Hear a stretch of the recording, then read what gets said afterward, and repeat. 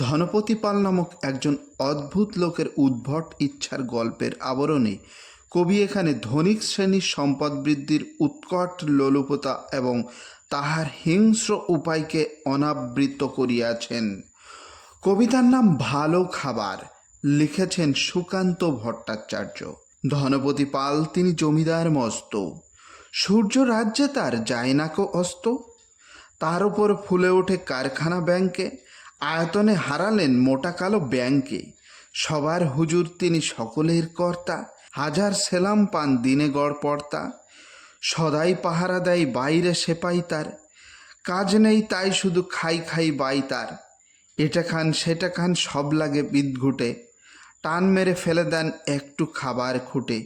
খাদ্যে অরুচি তার সব লাগে তিক্ত, খাওয়া ফেলে ধমকান শেষে অতিরিক্ত। দিন রাত চিৎকার আরও বেশি টাকা চাই, আরও কিছু তহবিলে জমা হয়ে থাকা চাই। সব ভয়ে জড়সড় রোগ বড় পেঁচানো, খাওয়া ফেলে দিনরাত টাকা বলে চেঁচানো। ডাক্তার কবিরাজ ফিরে গেল বাড়িতে, চিন্তা পাকালো জট নায়েবের দাড়িতে।